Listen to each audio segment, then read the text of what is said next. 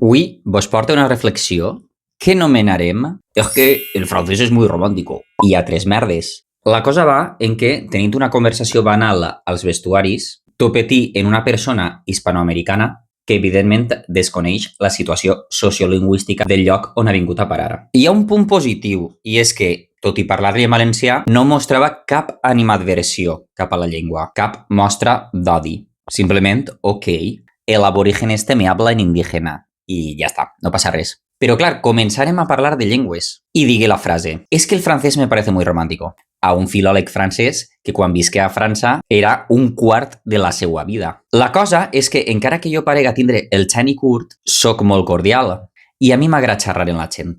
I jo li digui, bé, és un poquet complicat. Y él responía, sí, bueno, es un poquito complicado. Y el italiano también me gustaría mucho.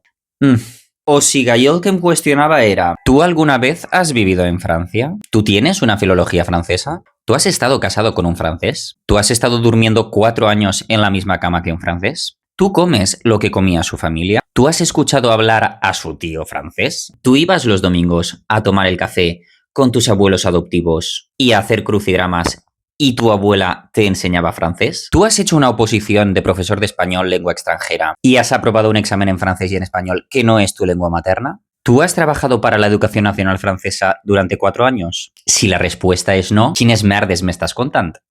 Tu saps què és romàntic? No ser una llengua hegemònica, anglès, castellà, francès, portuguès, o siga que han colonitzat molt, que als teus iaios els hagin humiliat, discriminat, tractat de maleducats en una dictadura repressivament i que la teua iaia, que a sa filla no la pogué educar en valencià per vergonya de parlar la seva llengua en sa casa, acabada la dictadura, decidisca valentament, per amor, romanticisme, dir-se a ella mateixa, ara sí. Ara els meus nets els educaré en valencià.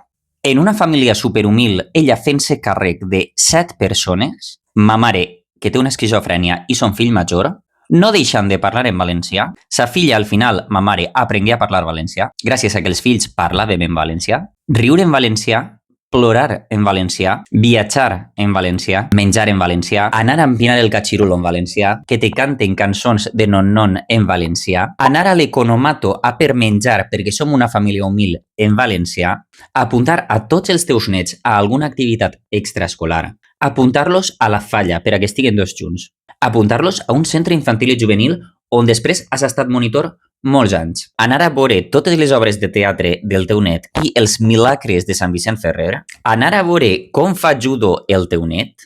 Que li contes el que sents quan tens 19 anys, quan ixes de l'armari, i que ella, una senyora de més de 70 anys, et comprenga i et respecte. Que aconseguisca traspassar-te l'amor per la seva llengua. Que tots els teus nets tinguen una faena i tinguen un futur. I tot tenint una dignitat que te cagues. Si no teniu ni la més remota idea de parlar francès ni de viure el que jo he viscut, què collons dieu que el francès és romàntic? Només perquè hàgiu sentit 4 merdes Disney que denigren a les xicones? Ulala, puturro de foie, que bonico és París, quan lo bonico de París són els anys 60, actualment és una merda com un piano, que la teniu romantitzadíssima, deixeu de romantitzar París, i simplement penseu que el francès és superguai perquè és una llengua hegemònica, colonitzadora, però que en canvi veniu a vivir així i tireu per terra la lluita de totes les nostres iaies, iaios, pares, mares, tios, ties,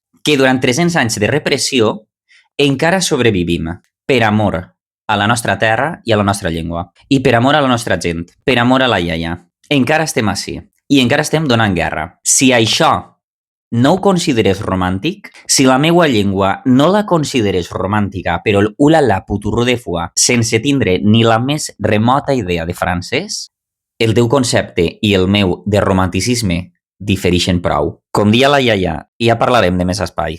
Au, cacau.